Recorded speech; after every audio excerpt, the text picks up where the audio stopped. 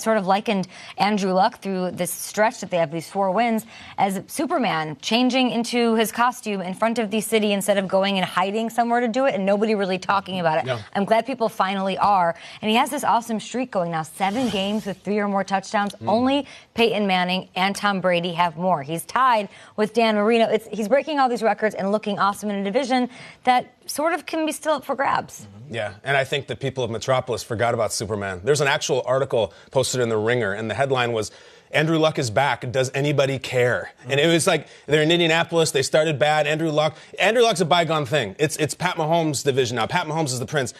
Andrew Luck was beating the Chiefs in the playoffs when Patrick Mahomes was on the pitcher's mound. You forget that this was the superstar of the AFC. I love everything he's doing. Frank Reich, it couldn't be more perfect for him to start behind and make a comeback. This team has such a head of steam. The 2 players in the NFL playing better than Andrew Luck right now are Drew Brees and maybe Patrick Mahomes. I say maybe after yesterday. He is that good and that hot. I love what the Colts are doing. Give them the AFC wild card right now.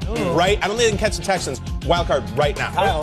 Kyle, why were you so high on them, though? Because I remember how good Luck is. I remember you looking in the camera and saying, mark it right now. This wasn't just last week. They were 2-5, I think. Yeah, and you said, no, Andrew Luck is playing that good. What did you see? The only question was, did Luck have it or not? I remember they took Luck out for a Hail Mary and put in Jacoby Brissett.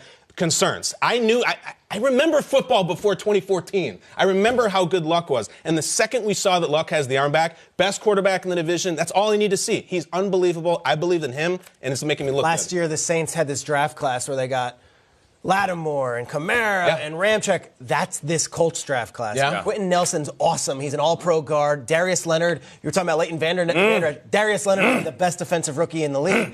And they have all these different complementary guys. They're building this team from the inside out, and Andrew Luck looks upright. This could be a team to not reckon with this year, but for the next 10 years. They look awesome right now. Yeah, getting back quickly to T.Y. Hilton in that locker room, he said that I'm going to go for $150 and 2 TDs. That's an encouragement to everybody out there. Speak things into existence. And speaking of that, I remember players that played with Andrew Luck in the past speaking things into existence, saying, only if we can protect him, only if we can get some more playmakers, you'll really get to see how good he is. And finally, those things that were spoken, they're in existence now. He has protection. He's not getting hit. And the playmakers are healthy around him. I was talking with Phil Simms yesterday, and he was saying, never judge a guy when he's hurt, because you'll never get to appreciate everything that he stands for. Same thing with Andrew Luck, same thing with T.Y. Hilton. 2 of their best players on the field at almost 100%, and they are absolutely lights out. And I'll say it again. If you're going to talk MVP, mention Andrew Luck's name.